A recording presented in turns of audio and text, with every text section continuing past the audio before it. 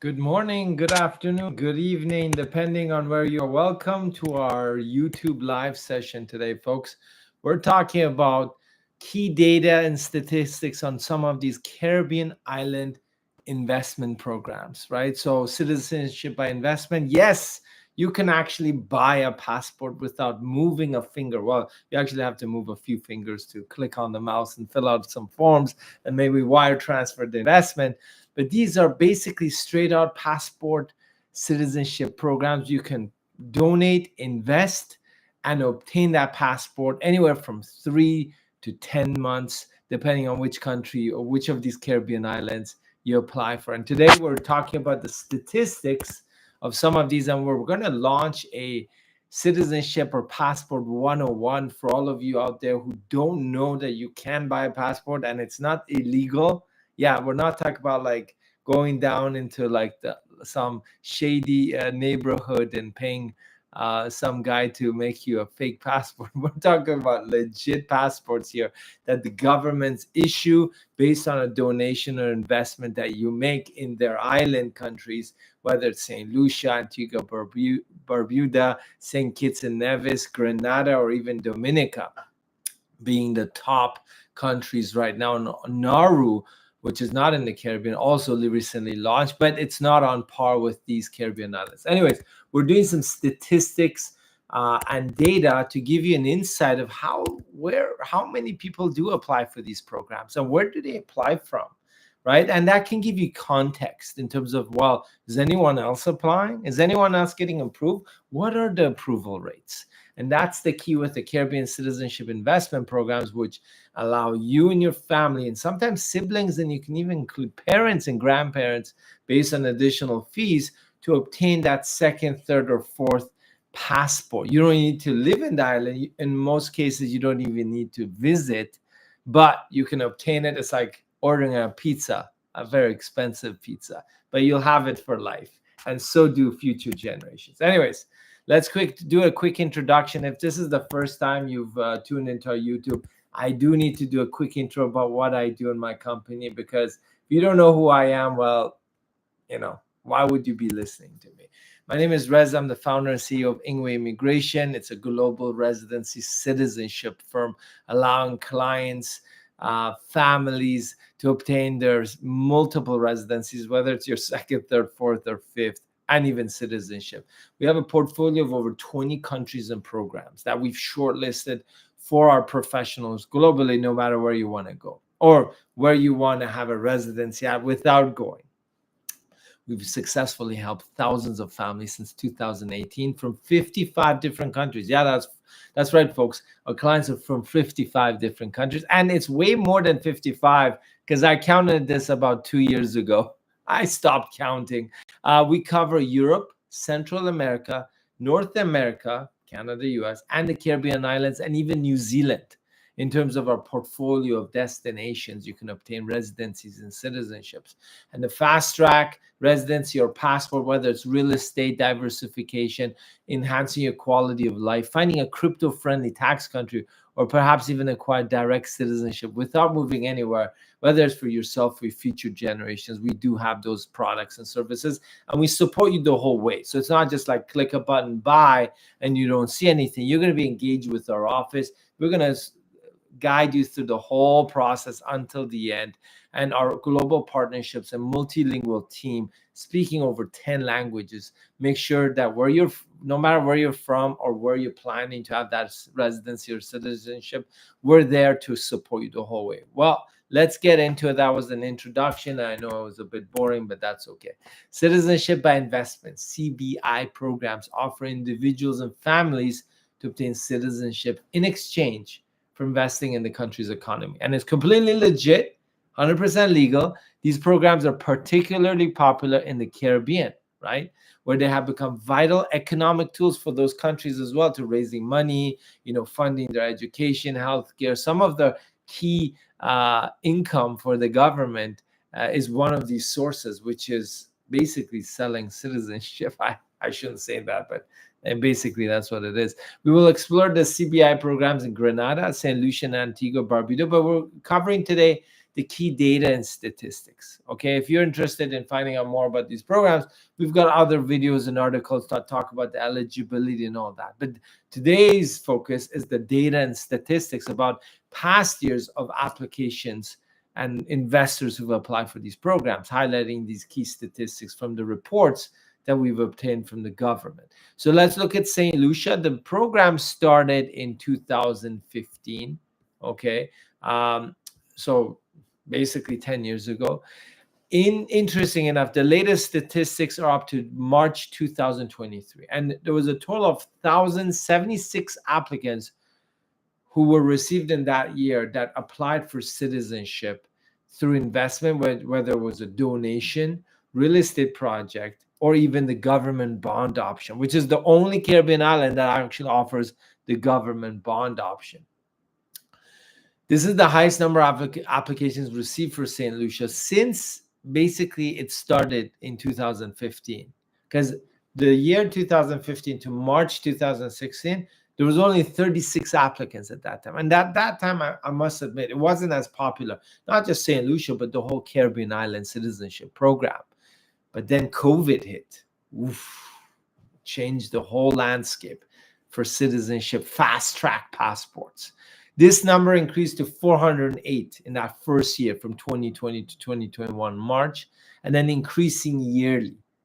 Out of the total 1,076 applications which were submitted by 2023 from 2022, 544, so almost half, were granted citizenship. Okay, interestingly enough, there's been a bigger gap in these two statistics, so granted and applicants, since 2016.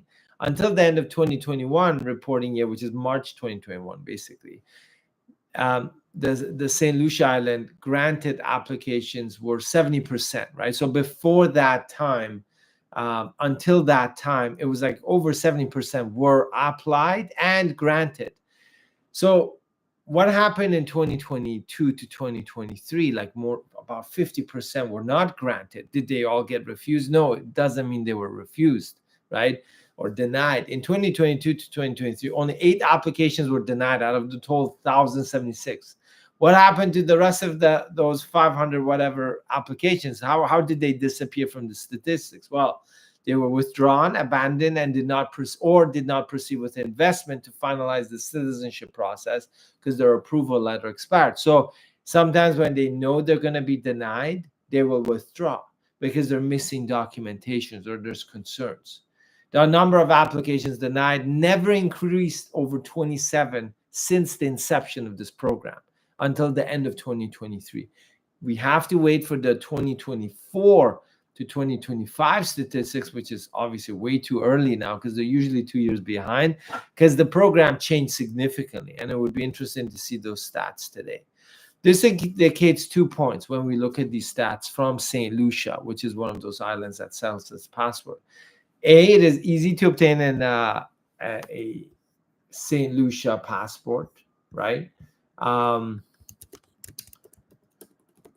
Citizenship passport, because the eligibility requirements are relaxed, right? So you get good approvals.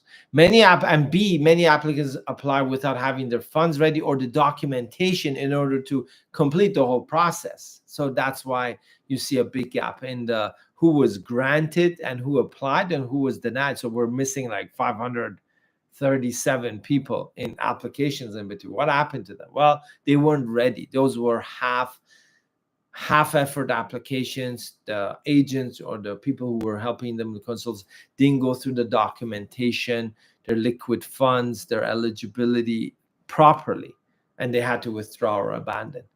Typically, of course, this is before they get refused, and that's why you see a very low rate for the citizenship-based investment denials in terms of the reports that are published by the government. The average processing time was about 90 to 120 days during the 2022 to 2023 period.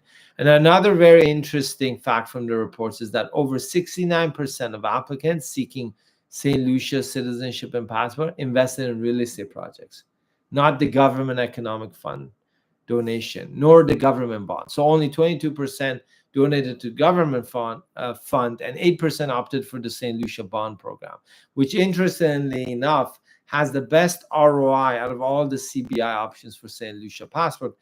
So there's no return on it, but the point is you get your money back after 5 years. And that's what we think is the best investment, or in the top 3 Caribbean island passport program in terms of your ROI versus value, cost benefit analysis. But interestingly enough, it was the 3rd in terms of donations, and real estate was number 1 for St. Lucia up to that year in end of 2023 or March 2023. And a lot of people didn't go for the bond, but the bond is being picking up because you get your money back after 3 years. Why not? No interest, no penalties, but unless the island goes bankrupt, which probably the US may not have allowed at that time. Today, I don't know, that could be different. The number 1 source of applicants for St. Lucia program up to the March 2023 was Asia, based on the country of birth of applicants. So 161 applicants from China, 13 from India were the leading 2 sources. And then second place was the rest of the world, which included North, Central, and South America and Europe, with US leading with 52 and Canada with 10 applicants. In third place was Africa, and leading the way was Nigeria with 53 applicants. And fourth place was Middle East, with Egypt taking the top spot, followed by Iran and expats born in Saudi Arabia. And fifth place was Russia. And of course, this was before the Caribbean island CBI programs banned all Russian nationals from being able to apply for citizenship because of the sanctions that were in place internationally and by the US. And in the last reporting year, which is up to March 2023, St. Lucia raised approximately close to 40 million US, 39,886,000 through its citizenship-based investment program, which was through real estate bonds and government fund donations.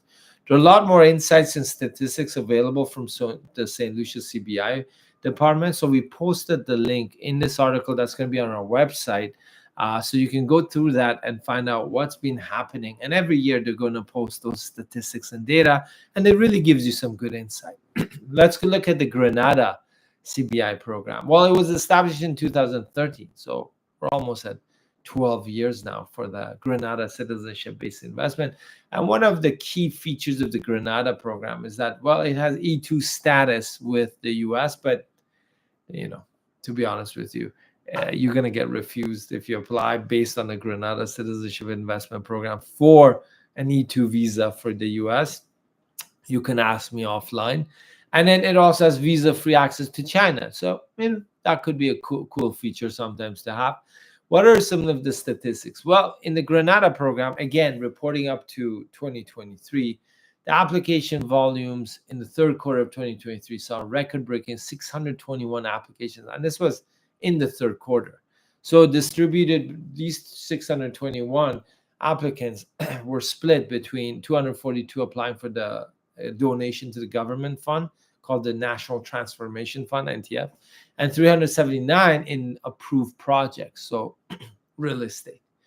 So what about the approvals and citizenship grants? Out of these applications, 346 were approved. So, roughly 50%, a little bit higher than 50.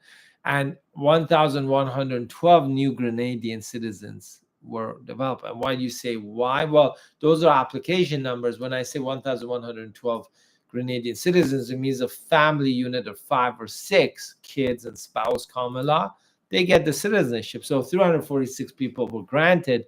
If the average family size was 4 or 5, well, it's in this case, it's probably 3.5.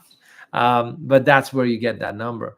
What's the revenue this CBI program created for Grenada up to its 2023 reporting year? Well, it's about 261.5 million Caribbean island dollars, which I'll just convert for you if you don't mind. 261 divided by 2.7. So it's about $96 million, a little bit higher than 96 million. So 96,851,000. So that's interesting. And of course, there was a shift towards real estate in Grenada being the top option in terms of the percentage of applicants for the citizenship program. The largest number of applicants in 2023 came from China and Middle East and Africa. And again, this reflects a lot of the St. Lucia statistics as well. But in top 1, 2, and 3 place were China, Middle East, and Africa, not North America like it was for St. Lucia, because St. Lucia has always pretty much had a good following from the North American market, especially since COVID. Economic impact, obviously, it's the government has built a lot of infrastructure and national development with these funds.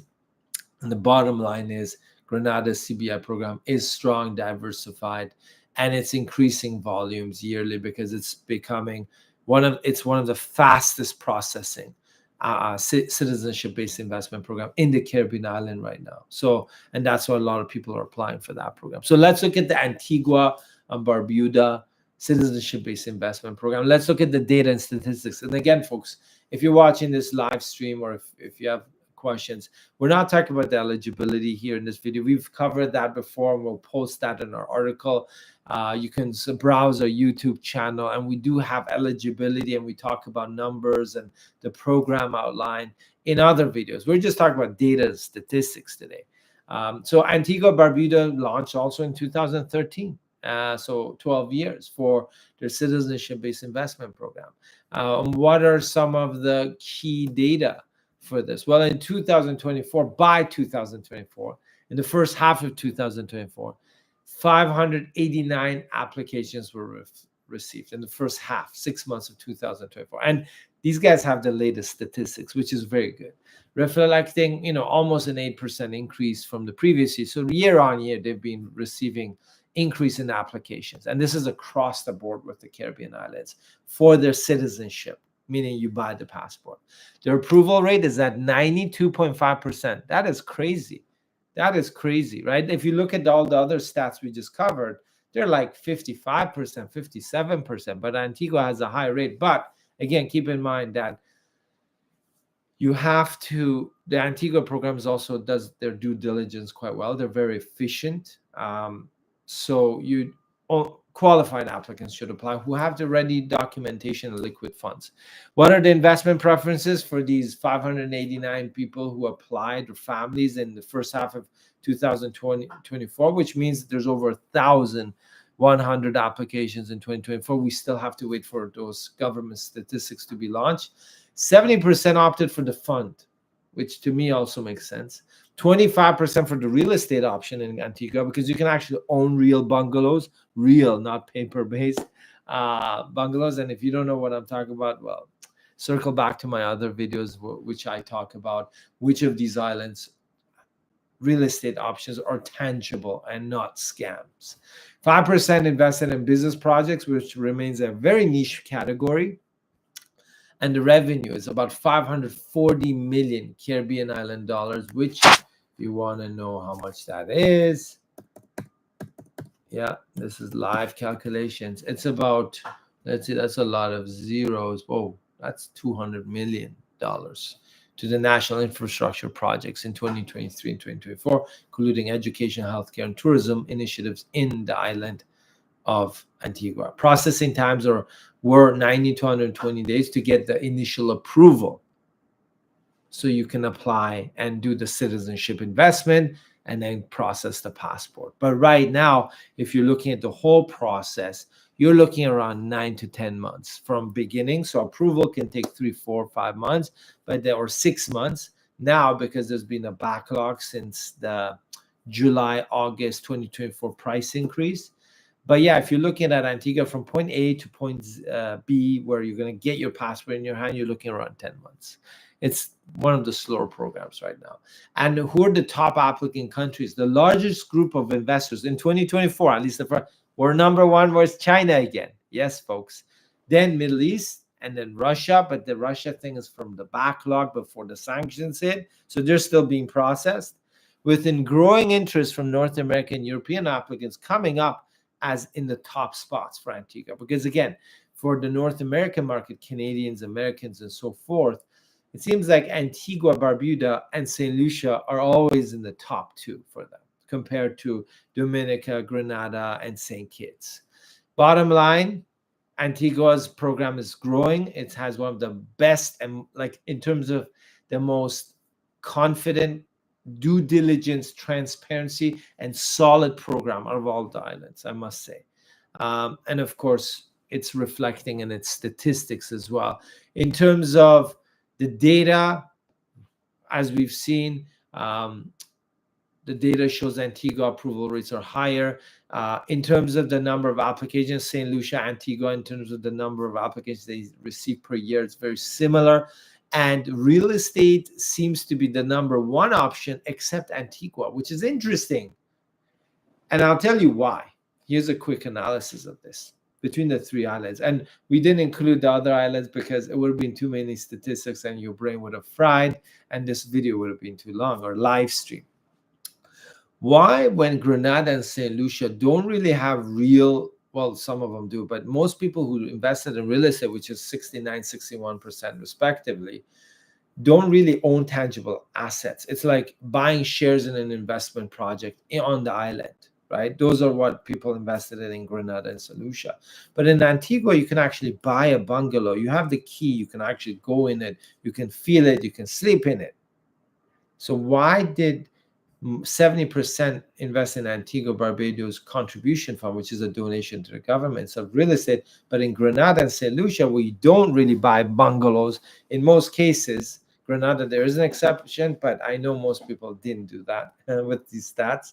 Why is that? Well, it's simple. Antigua Barbados, if you want to buy a real bungalow, you're looking at close to 400,000 US or more. So it's more expensive, right? Because it's real. The other programs, Grenada, St. Lucia, they have the biggest kickbacks, right? Because when you do a pre-construction investment in a project, real estate project, you don't own the unit, and the developers have huge kickbacks, and then there's cash back to the clients, investors. So it actually turns out to be cheaper, right, than buying a real estate in Antigua, for example. So in St. Lucia and Grenada, a lot of people invest in these projects. They get paper-based shares, and their investment is, as maybe even better than the donation, and sometimes it's on par, and they feel like, hey, it's better to do real estate than a donation. But at the end of the day, I think those real estate investments are pretty much useless. However, the statistics show otherwise, because most people are swayed or convinced by the agents selling them that those are the best investments, because you get real estate, right? You get shares in this project or hotel, who knows, some resort, and maybe you get a week throughout the year to stay there if it finishes. Hint, hint. Then investing in the donation, well, yeah, it makes sense. They get more commission. Client feels happy because they think they bought real estate, which they did. Anyways, that was a quick analysis. Grenada, St. Lucia, and Antigua. Right now, Grenada has the fastest processing time. St. Lucia has the only program with a refundable bond of 300,000 US. So you do pay an admin fee of 50,000, which is non-refundable, and the legal fees, processing, due diligence. But the chunk of the investment, which all the programs have, because they have due diligence, legal fees, compliance, processing, passport, blah, blah, blah. The big chunk is the investment. But in St. Lucia's bond program, in 3 years, you get it back. So why would you not do that? And then Antigua has one of the most solid programs with real tangible bungalows you can buy. It has one of the strongest programs, which the US really likes as well. So it's a solid program. And you can do donation, real estate, or private business investments, which are significantly higher. Basically, in conclusion, folks, you can buy your passport. Whether it's Malta and EU, which is significantly higher, or any of these Caribbean islands. Whether it's real estate, paper-based, or actual tangibles, there's only 2 islands which actually offer that. And you have to find and search it. So you got to ask your agent to offer you that. And you got to notice that there's significant difference in terms of processing times. If you know what the key differences are, the risks are involved, and the key options for investment, then you can make the right decision. And you can include your kids, adult children, if they're dependent, right? Single, or just financially dependent, parents, grandparents, and even siblings. Yes, your investment or processing fees will increase, but the cost per unit of your family members will drop. So if you're doing 6 or 7 people, siblings, parents, kids, common law, and spouse, your cost per unit is significantly lower. But that's only if you're feeling very philanthropic and you want to get the whole family these passports for, I don't know, next Christmas, their birthday or something. But keep in mind, you can just apply for yourself. You don't need to include the family. You can include just your immediate family right there, like your kids, your household, let's say, right? So those options are available. The only island you have to actually visit after you become a citizen is Antigua. The rest of the islands, you don't really need to ever visit, but you hold their passport, you are a citizen, and you can renew. Okay, the first passport is typically 5 years, and then the second round is 10 years. If you like immigration hacks, creative immigration solutions, or key analysis and the exposed truth about immigration policies, updates, and programs on residencies and global citizenships, make sure you subscribe to our YouTube channel. Thanks for tuning in, folks. If you see the potential for you or your clients to securing a second, third, fourth, or fifth citizenship residency, you're at the right place. We've got a dedicated team speaking 10 languages, customizing solutions. So this is not cookie cutter stuff. Okay, if you want cookie cutter, I'm sure there's thousands of agents selling cookie cutter stuff. This is customized solutions for your clients, your family, yourself, making sure that the right taxation is done, planning, medium term, long term, who to include, ROIs, cost benefit analysis, the risks, the benefits, the disadvantages, things that most people don't tell you. Make sure you click on the link below this video, contact us, fill out our intake form. We'll reach out to you if you're eligible. You can always book a one-on-one session. If you are eligible, you're probably qualified to get on a call with me and we can go through the whole process together. I will include links in the original article of this video, which is going to be posted on our website regarding the eligibility and program outlines for some of these Caribbean islands. And we're going to launch more videos in the coming weeks and months to talk about the Caribbean islands and what you should watch out for before you make that investment, right? Before you apply, make that investment. And remember, if you get denied in one Caribbean island, it's almost impossible to get another island to accept your citizenship. Anyways, we've talked a lot. We've got some questions.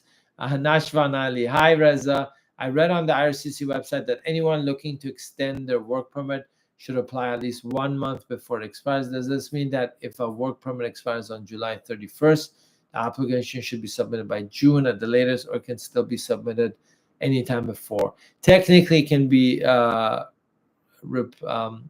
anytime, Nashvan, but they recommend a month in advance. Okay, and Nashvan has another question about the work permit in Canada. Is it advisable to send IRCC a business progress report if the last request for business progress was 18 months ago, or is it better to wait until they request another report? Well, it depends. If you have really solid startup with like revenues and customers in Canada or North, then I would send them that progress report. But if not, I would just wait for them to ask. Okay, it's a need to know basis with the Canadian government or any government in the world. Just tell them what they asked for. Don't volunteer extra information unless you want those brownie points. And those brownie points are only if you hired people in Canada, have revenue and customers in Canada. If you've got those things, yeah, I'd be like smashing that in their face, right? But if you don't, wait for them to ask questions and reply to them. Okay, folks, thanks for tuning in today. We will be back next Thursday. We're launching more content on Canada's SUV, Italy, the New Zealand program, which is removing language requirements completely, and more Caribbean citizenship investment programs, which are the only programs where you can just buy your passport outright without moving, without going for residency. It's just you skip the whole residency. You go directly to citizenship. And within months, you and your family can have a passport delivered to you. And if you don't trust your country's government, you can, of course, go pick it up in a third neutral country as well. Hint, hint. Okay, folks, great to see everyone today. And we'll be back next week. And make sure you subscribe to our channel because we post a lot of videos, produce videos, not these raw, edited, uncensored videos with no special effects, but things like that will entertain you a little bit more than these data and statistics that I covered today. Anyways, Thanks for joining us. We'll be back. And remember, we're doing a Panama exploratory trip first week of April.